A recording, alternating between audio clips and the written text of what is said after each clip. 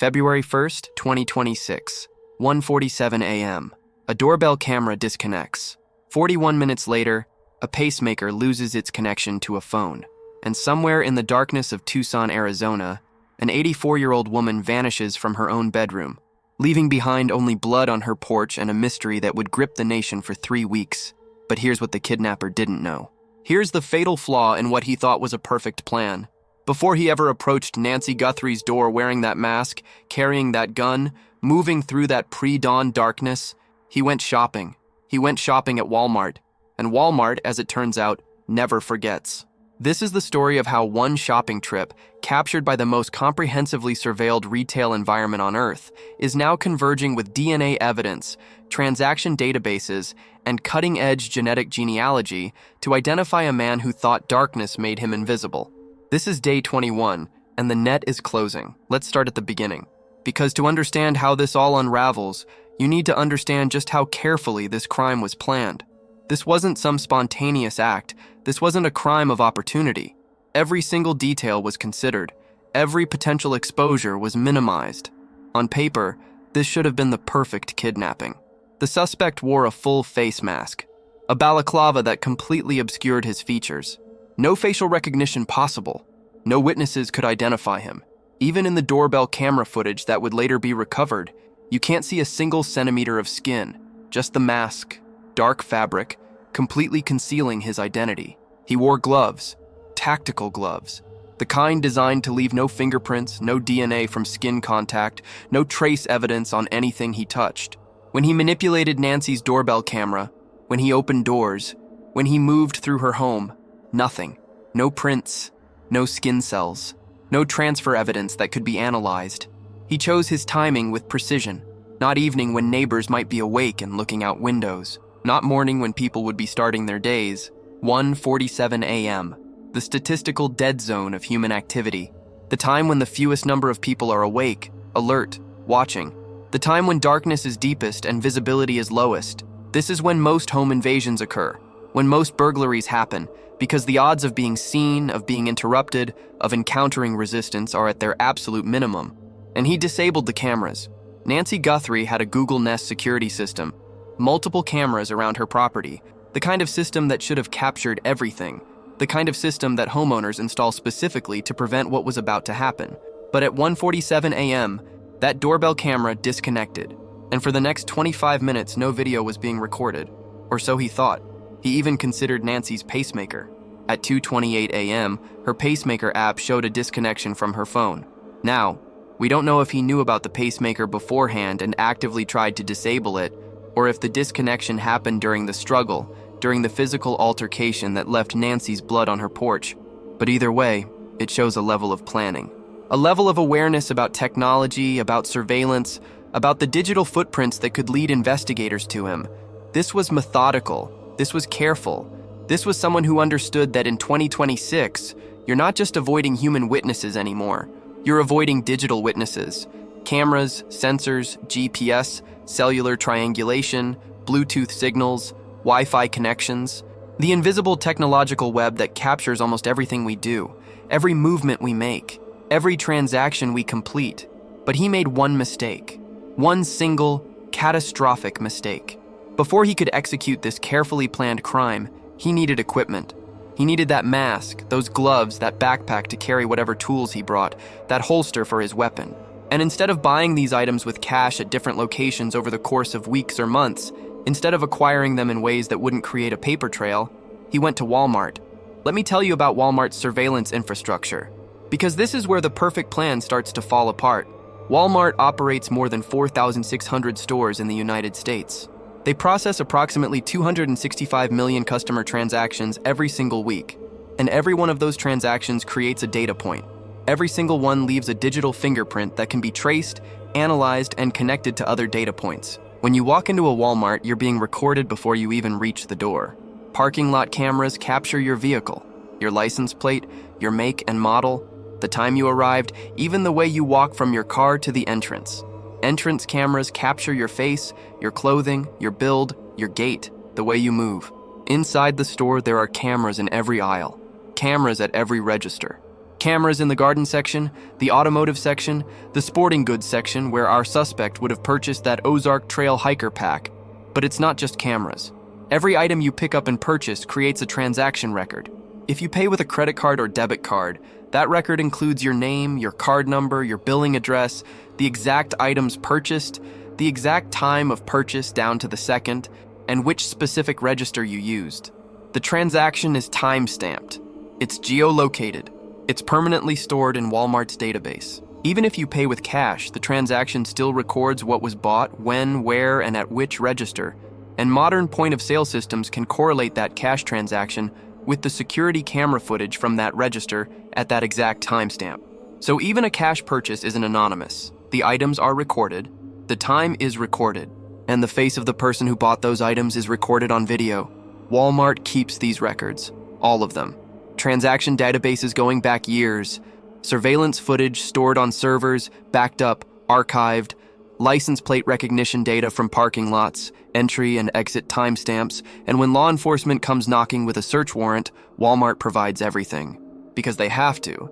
Because in a kidnapping case involving an 84-year-old woman, there's no corporate stonewalling, no privacy concerns that override the urgency of finding a missing person who might still be alive. So when our suspect walked into a Walmart somewhere in the Tucson area, and we know it was Walmart because the backpack he's wearing in the doorbell footage is a black 25-liter Ozark Trail hiker pack, a product sold exclusively by Walmart, nowhere else, only Walmart stores and Walmart.com, he created a trail.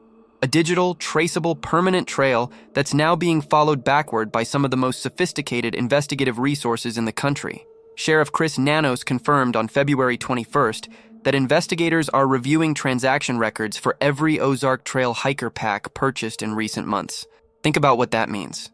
Walmart can generate a report showing every single time that specific SKU was scanned at a register in the Tucson area, every credit card used, every timestamp, every register number, every store location, and for each of those transactions, they can pull the corresponding security footage showing who made that purchase. If our suspect paid with a card, they have his name right now. They have his address, his financial records, probably his phone number and email from the Walmart Rewards program if he used one. They're cross-referencing that name with every database available. Criminal records, looking for prior arrests, prior convictions, DMV records, matching names to faces, to vehicles, property records, finding out where he lives, what he owns, social media accounts, building a profile, understanding his connections, his movements, cell phone location data, tracking where his phone was on the night of February 1st. If he paid with cash, they still have him, because they have the footage from that register at the exact time the backpack was purchased. They can see his face, even if he didn't know to avoid the cameras at Walmart the way he knew to avoid the cameras at Nancy's house. They can track him backward through the store to see what other items he bought, what other aisles he visited. They can track him forward to see what vehicle he got into in the parking lot. They can run facial recognition on that footage, compare it to millions of driver's license photos, mugshots, passport photos in state and federal databases. And here's the thing. He didn't just buy the backpack. He bought every piece of equipment, the mask, the gloves, the holster, multiple items, probably purchased in a single shopping trip because why would you make multiple trips and create multiple opportunities to be seen, multiple data points, when you could just do it all at once, get everything you need in one efficient visit? Each item creates another data point, another SKU in the transaction record, another product that can be isolated in Walmart's database. Tactical gloves. There are only so many varieties sold at Walmart. Each has a specific SKU, a specific barcode. Investigators can generate a list of every transaction in the past 6 months that included both an Ozark Trail backpack and tactical gloves. That list gets much shorter. Now, you're not looking at thousands of backpack purchases, you're looking at dozens, maybe less. Cross-reference with a holster purchase? Shorter still. Maybe you're down to single digits now. Maybe you're down to 1. And that holster is particularly interesting because it's unusual. FBI agents have been showing photos of this holster to gun shop owners across Arizona, and the reason they're doing that is because it's worn in an uncommon position, between the suspect's legs rather than on his hip or shoulder, or in a cross-draw position. That's distinctive. That's memorable. That's the kind of thing a gun shop employee might remember selling. Oh yeah, I remember that guy. He asked specifically about holsters that could be worn in that position. Said he wanted something that wouldn't print under clothing. Let me check our records. Let me check our security footage from that day. But even if it was purchased at Walmart, it's still traceable. Because Walmart sells holsters. They sell them in the sporting goods section, the same section where the Ozark Trail backpack would have been displayed on shelves or hanging on pegboards. And if our suspect bought both items in the same transaction, maybe grabbed them both within minutes of each other, that's another data point narrowing the search, another piece of the puzzle clicking into place. This is the irony at the heart of this case. The suspect was so careful about avoiding surveillance at the crime scene. He disabled Nancy's cameras, or at least he thought he did. He wore a mask to defeat facial recognition, to make sure even if he was caught on camera, it wouldn't matter because no one could see his face. He wore gloves to avoid leaving fingerprints on doorknobs, on surfaces, on anything he touched. He chose the darkest part of the night to move unseen, to approach under cover of darkness when human eyes can't distinguish features, when everything is shadows and uncertainty. But before any of that happened, he walked into the single most surveilled commercial environment in America and bought his crime kit under fluorescent lights with cameras recording his every move, with transaction systems logging every detail, with a timestamp that would later be matched to surveillance footage showing his face. He thought darkness made him invisible. He thought that by operating at 1:47 in the morning, by choosing the statistical dead zone when cameras are less likely to be monitored in real time, when security guards might be less alert, when neighbors are asleep, he could move like a ghost. But he forgot that Walmart never forgets. He forgot that every purchase leaves a permanent record. He forgot that surveillance isn't just about being watched in the moment. It's about the footage being stored, archived, available for review weeks or months later when investigators come asking questions. To understand why this shopping trip is so damning, you need to understand what happened on the night of January 31st into the morning of February 1st. Because the equipment purchased at Walmart wasn't theoretical. It was used. It was deployed in the commission of a violent felony kidnapping. And the evidence of that use is now being matched to the purchase records, creating an unbreakable chain connecting a man to a crime. January 31st, 2026. Nancy Guthrie is 84 years old. She's the mother of Savannah Guthrie, the co-anchor of NBC's Today Show, one of the most watched morning programs in America. But that celebrity connection isn't why she was targeted. In fact, investigators still don't know for certain whether this was a targeted kidnapping, whether someone specifically chose Nancy because of her daughter's fame and assumed wealth, or if Nancy was simply in the wrong place at the wrong time, a victim of opportunity for someone who saw an elderly woman living alone in an upscale neighborhood. What we do know is that on this Friday evening, Nancy was living her normal life, completely unaware that she had less than 6 hours left in her own home, less than 6 hours before everything would change forever. At 5:32 p.m., Nancy left her house in an Uber. She was going to dinner at her daughter Annie's house here in Tucson. Annie is Savannah's sister. Nancy has 3 children, Savannah, Annie, and a son. This was a family dinner. Normal, routine. The kind of thing Nancy had done hundreds of times before. The kind of evening that should have been completely unremarkable. The kind of memory that would have faded into the general background of family life. The dinner was unremarkable. Family conversation, a meal together, quality time with her daughter and son-in-law. At 9:48 p.m., Nancy's son-in-law, Tommaso Cioni, who is married to Annie, drove Nancy back to her home in the Catalina foothills area north of Tucson.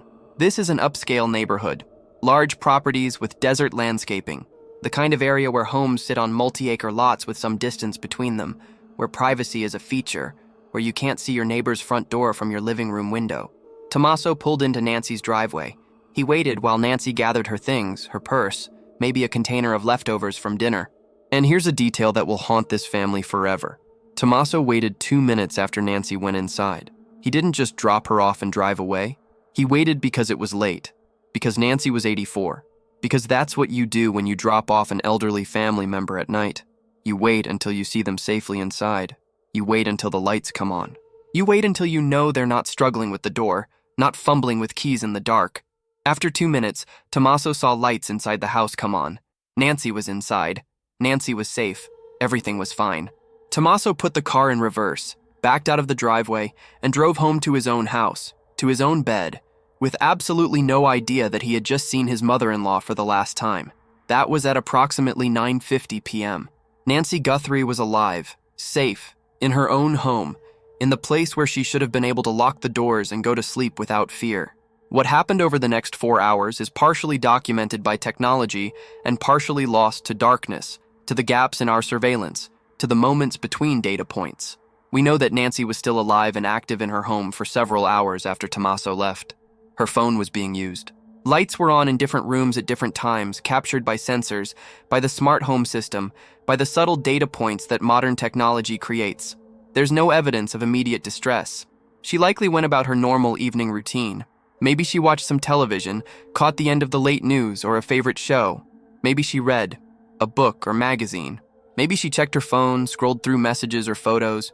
Maybe she prepared for bed, washed her face, brushed her teeth, all the small rituals of ending a day. At some point, she did go to bed, because investigators believe that's where she was when the attack happened, in her bedroom, asleep. Vulnerable in the way we all are when we're sleeping, when our defenses are down, when we're at our most trusting that the walls around us will keep us safe. At 1:47 a.m., Nancy's doorbell camera disconnected. This is the first concrete timestamp we have for the crime itself. Now, doorbell cameras can disconnect for benign reasons. Wi-Fi interruption if the router resets or the signal drops. Power issues if there's a surge or an outage. Software glitches, bugs in the code, updates that go wrong.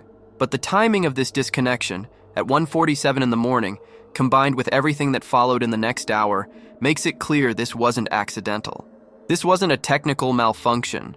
This was someone actively disabling a security camera before committing a crime.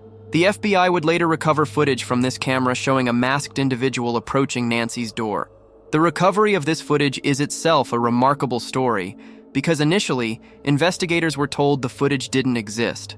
Google said that because Nancy didn't have an active paid subscription to Nest's cloud storage service, the video wasn't saved. But FBI Director Kash Patel pushed Google's engineers to keep looking, to dig deeper into their back-end systems, into the residual data that exists even when files are supposedly deleted. And they found it. Fragments of video stored on servers, layers of data that hadn't been completely overwritten. Google's technical team spent days on forensic recovery, carefully extracting this footage from systems, from the temporary caches and buffer storage that even non-subscribing cameras use for processing motion detection and live streaming. The footage shows someone wearing tactical clothing, black from head to toe. It shows gloves, the kind you can see even on low-resolution doorbell camera footage because they're distinct, they're deliberate. It shows a backpack, and investigators immediately recognized it as a 25-liter Ozark Trail hiker pack from the distinctive shape, the attachment points, the design that's standardized across that product line. It shows a holstered weapon, positioned unusually between the legs, and this detail would become crucial because it's so uncommon that it's almost a signature. The footage shows this individual actively tampering with the camera, trying to obscure it with shrubbery from Nancy's landscaping, manipulating the camera's position, clearly trying to disable it. This wasn't someone who stumbled upon the camera and noticed it and thought, "Oh, I should probably do something about that." This was someone who knew it was there before arrival. This was someone who came prepared with a plan to deal with it. At 2:12 a.m., 25 minutes after the camera disconnected, something interesting happened. The camera's software detected motion and attempted to record, the algorithms doing what they're programmed to do, but no video was actually captured or transmitted to Google's servers. This suggests the camera was still receiving power, still technically functional, but had been physically disabled or obscured in a way that prevented it from actually capturing usable footage. The motion detection algorithm was trying to do its job, sending signals that something was moving in its field of view, but there was nothing to record, no light reaching the sensor, no images being processed. At 2:28 a.m., 41 minutes after the camera first disconnected, Nancy's pacemaker app showed a disconnection from her phone. Nancy had a medical pacemaker, a device implanted in her chest that monitors and regulates her heartbeat, that keeps her alive by ensuring her heart maintains a proper rhythm. Modern pacemakers connect to smartphone apps via Bluetooth, allowing doctors to remotely monitor the device's function, to check battery levels, to review heart rhythm data, to make adjustments without requiring office visits.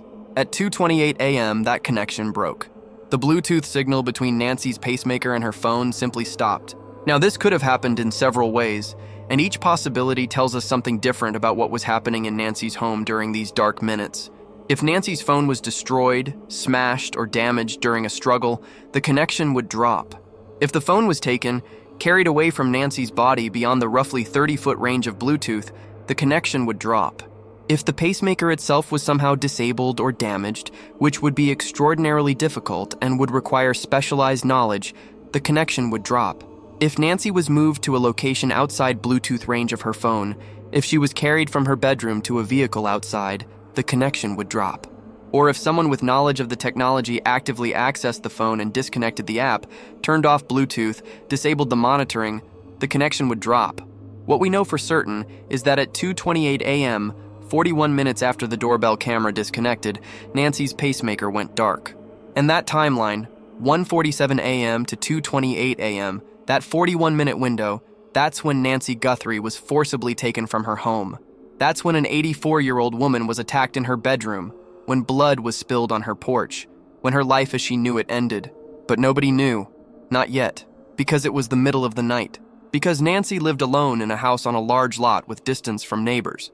Because the house was dark and quiet, and from the outside, from the street, from anywhere a random passerby might glance, everything looked normal. Just another house in an upscale neighborhood, sleeping peacefully through the night. The sun rose on February 1st. Morning became mid-morning. And at 11 a.m., Nancy was supposed to be at a friend's house for an online church service, a virtual gathering that Nancy attended regularly, a part of her routine, her community, her faith life. But at 11 a.m., Nancy didn't show up. The Zoom call started. Nancy's friend waited, watched the screen, waited some more. Nancy's camera square stayed black. Her name showed as not yet joined. Her friend called Nancy's phone. No answer. Called again. Still no answer. Left a voicemail, sent a text message, still nothing. The friend, concerned now, genuinely worried because Nancy was reliable, Nancy didn't just miss appointments without calling, without explanation, called Nancy's family. At 11:56 a.m., Nancy's relatives arrived at her home. They had keys. They knew the alarm code if one was set.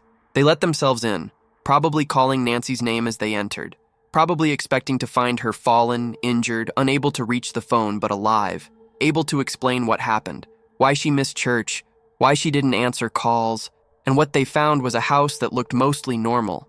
No signs of a major struggle in the common areas. No overturned furniture in the living room, no smashed windows or kicked-in doors, no obvious signs that something terrible had happened here. But Nancy wasn't there. Nancy's car was in the garage or driveway, parked, not driven anywhere. Nancy's phone was in the house, sitting on a charger or a nightstand. Nancy's pacemaker was there, disconnected, showing that last timestamp of 2:28 a.m. But Nancy herself was gone. They searched the house, checked every room, called her name, opened closets, looked in the bathroom, checked the backyard, nothing. And then they reached the bedroom, Nancy's bedroom, the place where she should have been sleeping safely through the night. And there were signs of violence. We don't know all the details because investigators haven't released them, because this is an active investigation, and some information needs to be held back for prosecutorial purposes, for the moment when someone is in an interrogation room, and investigators can say, we know something only the real kidnapper would know, and watch for the reaction. But we know there was biological evidence. We know there was a mixture of DNA, which, as forensic experts will tell you, is common in violent crimes where there's physical contact between victim and attacker, where there's a struggle, where one person is trying to fight off another person who is trying to control them, subdue them, take them. On the front porch, investigators found blood, Nancy's blood, tested, analyzed, confirmed through DNA matching. Not a massive amount suggesting a fatal injury, not the kind of blood loss you'd see in a stabbing or shooting, but enough to indicate she had been hurt, enough to make it clear that whatever happened here wasn't peaceful. This wasn't Nancy leaving voluntarily to go help a friend or run an errand. This was Nancy being taken by force, bleeding, injured, afraid. At 12:03 p.m., 7 minutes after the family arrived, 7 minutes of searching and finding nothing, and the rising panic of realization, someone called 911. Pima County Sheriff's Department responded, units dispatched, sirens in the quiet neighborhood. The FBI was notified because kidnapping is a federal crime, and the FBI has resources, jurisdiction, expertise that local departments don't. And within hours, what started as a missing person case, what might in another context have been treated as an 84-year-old woman who wandered off, who got confused, who's suffering from dementia and needs to be found for her own safety, was being treated as a suspected kidnapping, because the evidence was overwhelming. The disabled camera at 1:47 a.m., The disconnected pacemaker at 2:28 a.m. The blood on the porch. The biological evidence in the bedroom showing a struggle, showing violence. The fact that an 84-year-old woman who relied on daily medication, who had a pacemaker, who had a routine and a community and people who expected her at church, was simply gone with no explanation, no note, no logical reason. Sheriff Chris Nanos held a press conference at 8:17 p.m. on February 2nd, calling Nancy's disappearance part of a crime. Not maybe, not possibly, a crime. Later that same day, he confirmed what investigators believed based on the evidence at the scene. Nancy was in bed when she was abducted, asleep, vulnerable. In the one place in the world where she should have been safe, where we all assume we're safe when we lock our doors and turn off the lights and close our eyes. The manhunt began. 400 FBI agents and sheriff's deputies were assigned to the case, a massive deployment of resources that tells you how seriously this was being taken.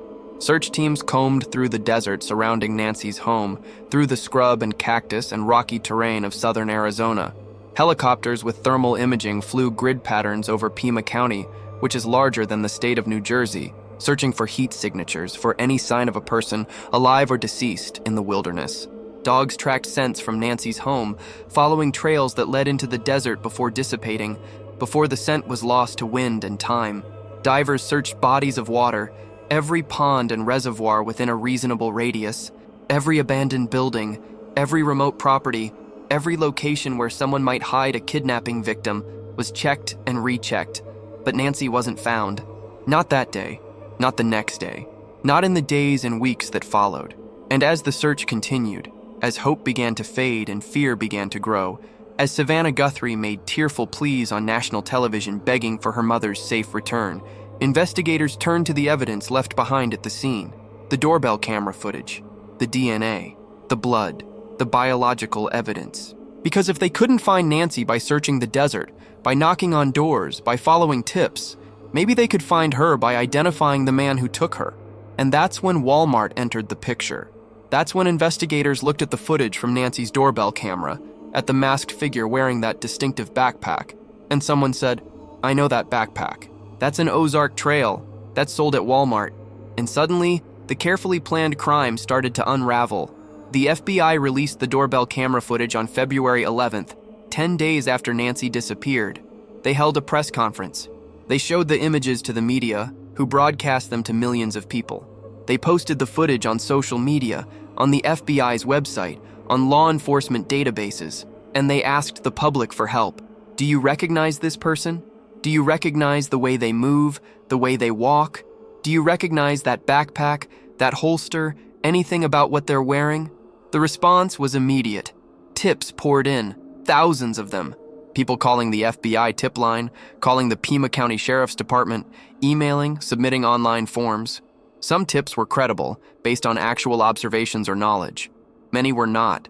People seeing the face of someone they don't like in that masked figure. People with theories but no facts. People who wanted to help but didn't actually have information to provide. But among those thousands of tips, investigators were looking for something specific. They were looking for someone who could identify where that equipment was purchased. And while the public was calling in tips, investigators were doing their own work. They were analyzing every pixel of that footage. They were consulting with retail experts, with people who know outdoor equipment, tactical gear, camping and hiking supplies, and they confirmed it. The backpack is definitely an Ozark Trail hiker pack, 25 liters, black, a specific model sold exclusively by Walmart. You can't buy this backpack at Target or REI or Amazon or a local sporting goods store. You can only buy it at Walmart stores or on Walmart.com, which means that somewhere in Walmart's transaction database, there's a record of this purchase. Sheriff Nanos publicly confirmed on February 21st that the backpack is one of the most promising leads in the case. He told reporters that investigators have been reviewing surveillance video footage from local Walmart locations, plural, meaning they're checking multiple stores in the Tucson area. He said that Walmart Corporate has provided authorities with records of all Ozark Trail hiker pack purchases from the past several months, a data set that could include hundreds or thousands of transactions, depending on how popular the product is and how wide they cast their net geographically. Think about what investigators are doing right now, in this moment, as we record this. They have a list of transactions. Every time someone bought this specific backpack, they have timestamps, they have store locations, they have register numbers, And for the transactions paid with credit or debit cards, they have names and addresses. For each of those cardholders, investigators can pull up their driver's license photo. They can check for criminal records. They can look at social media profiles. They can check where they lived on February 1st. Did they live in Tucson or the surrounding area? Did they have access to the Catalina Foothills neighborhood where Nancy lived? Have they ever been arrested? Are they on parole or probation? Do they have any connection, however remote, to Nancy Guthrie or her family? And for the cash transactions, investigators can pull the security camera footage from that register at that timestamp. They can see who made the purchase. They can run facial recognition. They can track that person through the store to see if they bought other items. And they can track them out to the parking lot to see what vehicle they got into, what license plate was on that vehicle. But it gets better. Because our suspect didn't just buy a backpack. Remember, the description said he bought every piece of equipment, so investigators aren't just looking for backpack purchases, they're looking for transactions that include multiple relevant items. Backpack plus gloves, backpack plus mask, backpack plus holster. These combination purchases are much rarer. You might have 1,000 backpack purchases in a 6-month period, but backpack plus tactical gloves? Maybe you're down to 50. Backpack plus tactical gloves plus ski mask? Maybe 10. Backpack plus gloves plus mask plus holster? Maybe 1. And that's the transaction they're looking for. The transaction that includes all the equipment visible in the doorbell camera footage, purchased together, probably within a short time window before February 1st. Because why would you buy this equipment months in advance and risk it being noticed, being questioned, being remembered? The holster is a critical piece of this puzzle. FBI agents have literally been walking into gun shops across Arizona with printed photographs of the holster visible in the doorbell footage, showing it to owners and employees, asking, "Have you seen this? Have you sold this? Do you remember anyone asking specifically about holsters that can be worn in this position?" And the reason they're doing this is because the position is unusual. The holster is worn between the suspect's legs, sometimes called an appendix or centerline carry, but even more forward than typical appendix position. This isn't how most people carry. Most people carry on their hip or their shoulder or in a cross-draw position. This specific positioning suggests either special training or a very specific preference or advice from someone who knows about concealment. It's memorable. A gun shop employee who sold a holster to someone asking about this specific carry position would likely remember that conversation. They'd remember because it's uncommon. They'd remember because when someone asks about unusual equipment configurations, it sticks in your mind. And if that gun shop has records, if they track purchases in a database, or keep receipts, or have customer loyalty programs, they can pull up that transaction, they can provide a name, they can provide a phone number or email address, they can provide security camera footage from their own store showing the customer. And if that gun shop doesn't keep detailed records, if it's a cash transaction at a small independent shop, they still might have footage, they still might remember a face, they still might be able to say, "Yeah, I remember that guy. He came in about 2 weeks before that kidnapping happened." Now let's talk about the DNA evidence, because this is where Walmart and biology intersect in a way that's going to identify this suspect, even if he paid cash for everything, even if he wore a hat and sunglasses in the store, even if he parked 3 blocks away and walked to avoid license plate cameras. Investigators found a glove approximately 2 miles from Nancy's home. Just one glove, lying in a field near a roadside. And that glove appears to match the gloves worn by the suspect in the doorbell footage. Similar color, similar style, similar size. The FBI collected that glove. They submitted it for DNA analysis, and it came back with a profile of an unknown male. That DNA was run through CODIS, the FBI's combined DNA index system, which contains roughly 19 million offender profiles, DNA samples from people who've been arrested and convicted of crimes, from crime scenes, from unidentified remains. And it came back with no match, which tells us something important. This suspect, whoever he is, likely doesn't have a criminal record. He's not in the system. He's never been arrested for a felony, never been convicted, never had his DNA collected by law enforcement. For most crimes, that would be a dead end. DNA with no match means you have biological evidence, but no one to connect it to. But not anymore. Not in 2026, because we have genetic genealogy. At Nancy's home, investigators found additional DNA. A mixture of DNA, which is exactly what you'd expect in a violent struggle. Nancy's DNA, of course, from her own blood, her own cells, and someone else's DNA, the attacker's DNA. Because when 2 people are in physical contact, When there's fighting, grabbing, bleeding, DNA gets transferred. Skin cells under fingernails, blood spatter, saliva, hair, the biological evidence of violence. Sheriff Nanos confirmed that this DNA mixture is being analyzed, and he specifically mentioned genetic genealogy, which is a game changer in cases like this. Let me explain how it works, because this is how the Golden State Killer was caught after 40 years. This is how Brian Kohberger was identified in the Idaho student murders. And this is how Nancy Guthrie's kidnapper is going to be identified. Genetic genealogy takes the DNA profile from the crime scene and uploads it to public genealogy databases, not 23andMe or Ancestry.com, because those companies don't allow law enforcement access. But public databases like GED Match, where people voluntarily upload their DNA results to find relatives, to build family trees, to learn about their heritage. These databases contain millions of profiles from people who've done consumer DNA tests and chosen to make their results public. The crime scene DNA won't directly match anyone in these databases because, again, our suspect isn't in them, but it will match distant relatives, third cousins, fourth cousins, people who share a common ancestor with the suspect going back several generations. And from those matches, genetic genealogists can build family trees, working backward through birth records, marriage records, obituaries, census data, immigration records, military records, until they identify the common ancestors. Then they work forward, tracing all the descendants of those common ancestors, building out the branches of the family tree, until they narrow down to the generation that would match the suspect's approximate age. And from there, they can identify candidates, men of the right age, living in the right area, fitting the physical description from the doorbell footage. C.C. Moore, the chief genetic genealogist at Parabon Nanolabs and one of the leading experts in this field, told the Today Show that she is extremely hopeful about this case. She said the fact that the DNA is a mixture is actually encouraging because it's so common in violent crimes. She said that if she were the kidnapper, she would be extremely concerned right now because this technology works. It identifies people. It's only a matter of time. The process can take days, weeks, or months, depending on how many database matches they get and how complex the family trees are. But it works. It's been proven to work in dozens of high-profile cases. And every day that passes is another day that investigators are building those family trees, narrowing down the candidates, getting closer to a name. And once they have a name from genetic genealogy, they can confirm it. They can surveil the suspect. They can collect his DNA from a discarded coffee cup, a cigarette butt, anything he touches and leaves behind in a public place. And they can test it against the crime scene DNA to confirm the match. At that point, they have probable cause for an arrest. They have scientific evidence that will hold up in court. They have a case. Now combine the genetic genealogy with the Walmart evidence. Imagine investigators build their family tree and narrow down to 3 potential suspects.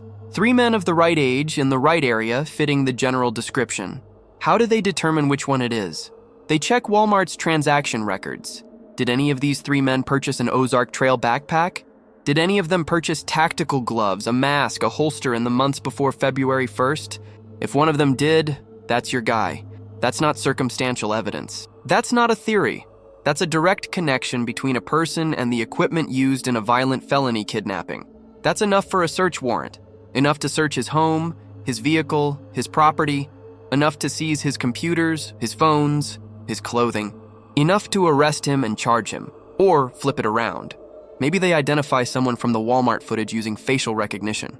They pull up a name, an address, a face from a driver's license that matches the person buying the backpack and gloves, but they need more evidence to make an arrest, to bring charges that will stick. So they collect his DNA from surveillance, from a traffic stop, from anything they can legally obtain, and they test it.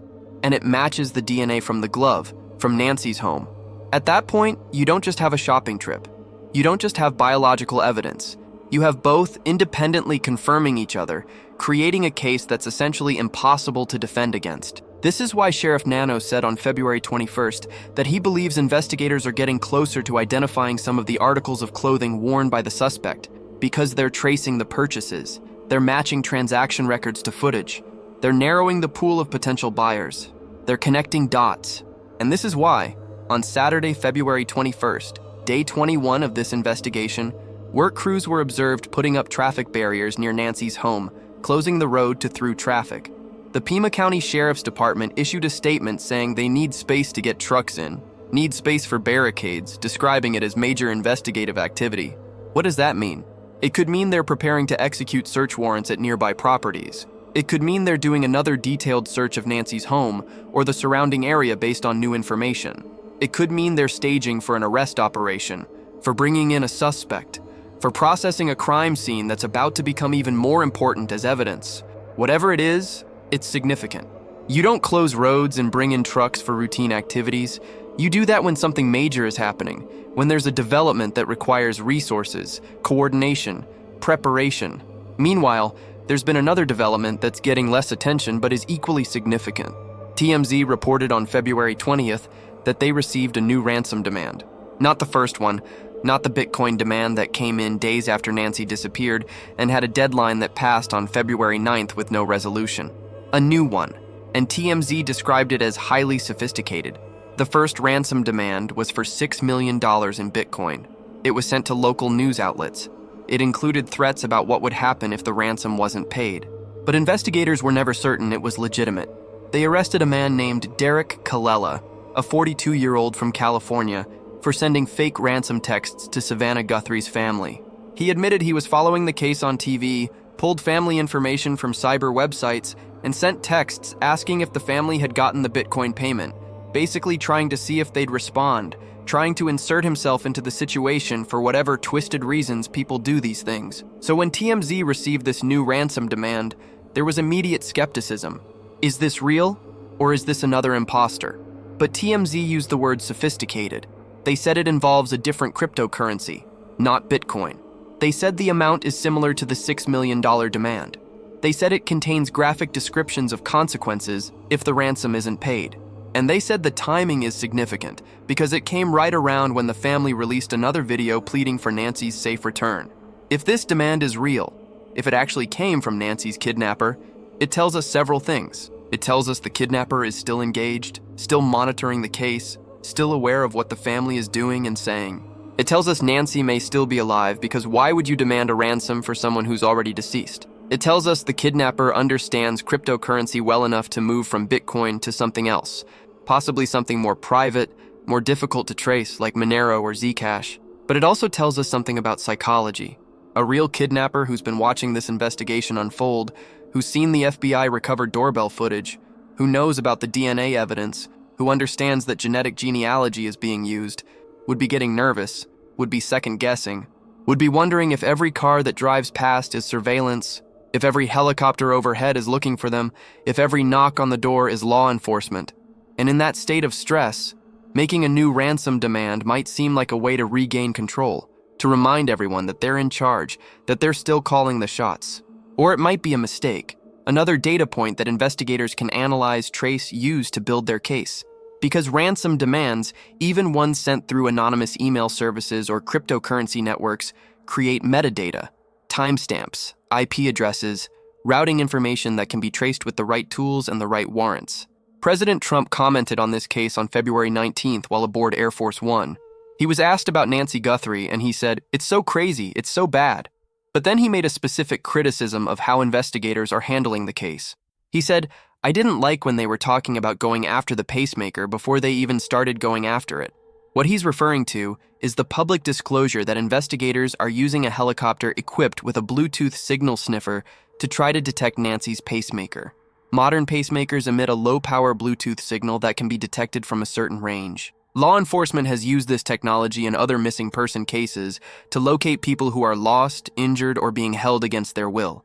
But Trump's point was that by announcing this publicly, by telling the media that they're using this technology, investigators may have tipped off the kidnapper. And if the kidnapper heard that they could track Nancy through her pacemaker, the kidnapper might destroy the pacemaker, might remove it from Nancy's body, might disable it in a way that makes tracking impossible. It's a valid concern. In high-stakes investigations like this, there's always a tension between keeping the public informed, asking for their help, maintaining transparency, and protecting operational security, keeping your methods secret so the suspect doesn't know what you're doing. Sometimes law enforcement releases information strategically to pressure the suspect, to make them panic and make mistakes. Sometimes they release information because they have to, because the public has a right to know, because the family is desperate and the media is asking questions. Sheriff Nanos responded indirectly to Trump's criticism by saying, "Our focus is on this investigation and serving the victims and this community. Internal or political commentary distracts from this active investigation," which is a polite way of saying, "We're doing our jobs, we don't need outside commentary on our tactics, please let us work." But it does raise an interesting question about what investigators are willing to reveal and what they're keeping secret, because there's clearly a lot we don't know. We don't know if they've identified specific suspects from the Walmart footage. We don't know how far along the genetic genealogy analysis is, how many family tree matches they've found, how many candidates they've narrowed it down to. We don't know what other evidence they collected from Nancy's home that hasn't been publicly disclosed. We don't know if they've received information from confidential informants, from jailhouse tips, from people in the criminal world who might have heard something. All of that is being kept under wraps for good reasons, because the moment they arrest someone, that person has a right to an attorney, and that attorney will want to see all the evidence, and anything that was publicly disclosed can be prepared for, defended against, explained away. But evidence that's kept secret until the arrest, until the interrogation, that's powerful. That's when you can sit someone down in an interview room and say, "We know you bought these items at Walmart, we have the footage, we have the transaction record, we have your face on camera, explain that," and watch their reaction. On day 21, there's a sense that this investigation is reaching a critical point. Not necessarily because an arrest is imminent, though it might be, but because all the different investigative threads are converging. The Walmart transaction analysis is producing results, narrowing down suspects. The genetic genealogy is building family trees, identifying candidates. The DNA from the glove and from Nancy's home is being compared to potential suspects. The surveillance footage from Nancy's neighborhood is being analyzed frame by frame. The ransom demands are being traced. The tips from the public are being investigated. And somewhere in that convergence, there's a person. A real human being who planned this crime, who executed it, who took an 84-year-old woman from her bed in the middle of the night and has kept her hidden for 3 weeks. A person who thinks they got away with it, who thinks the mask and gloves and darkness were enough, who thinks that disabling the cameras means there's no evidence. But that person forgot something. They forgot that in 2026, surveillance isn't just cameras. It's transaction databases, it's DNA analysis, it's genetic genealogy. It's the digital footprints we leave everywhere we go, everything we buy, everyone we're related to. They forgot that you can't commit a crime in a vacuum. You have to buy equipment. You have to travel to the location. You have to touch things, leave biological evidence, create data points. They forgot that Walmart never forgets, that every purchase is logged, every customer is recorded.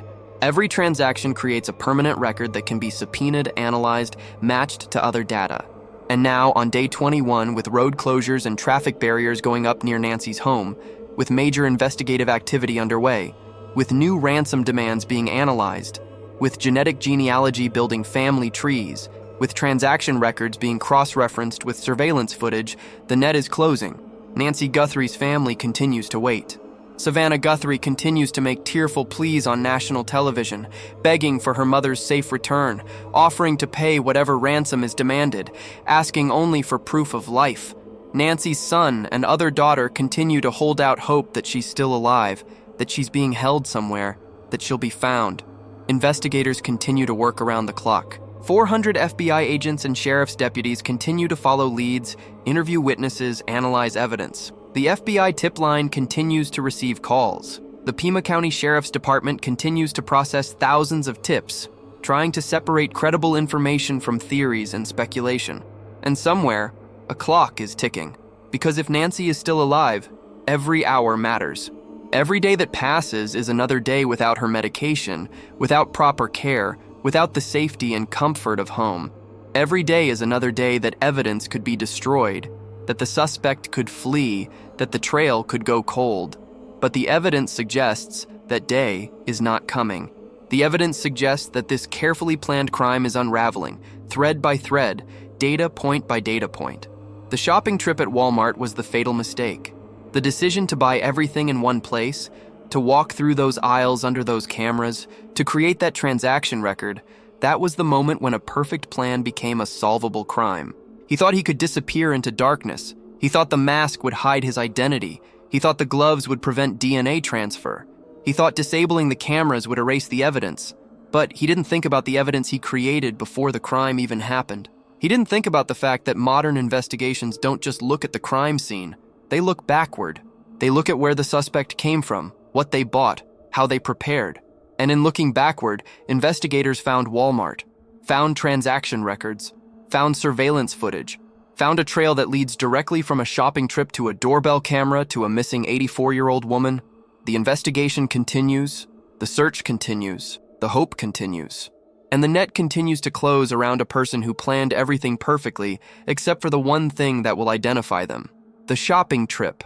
The moment they walked into the most surveilled retail environment on Earth and bought the equipment for a kidnapping. Because Walmart never forgets. The cameras recorded everything. The transaction systems logged everything. And now that everything is being used to find Nancy Guthrie and bring her kidnapper to justice. This is day 21. And for Nancy's family, for the investigators working this case, for the millions of people following this story and hoping for a resolution, that justice cannot come soon enough. If you have any information about Nancy Guthrie's disappearance, if you remember seeing someone purchasing the items described in this video, if you recognize anything about the suspect in the doorbell footage, please contact the Pima County Sheriff's Department at 520-351-4900 or the FBI tip line at 1-800-CALL-FBI. A reward of $225 is being offered for information leading to Nancy's safe return and the arrest of those responsible. Nancy Guthrie deserves to come home, her family deserves answers, and the person who thought they could plan the perfect crime is about to learn that in 2026 there is no such thing, because the evidence is always there. You just have to know where to look. And investigators are looking at Walmart.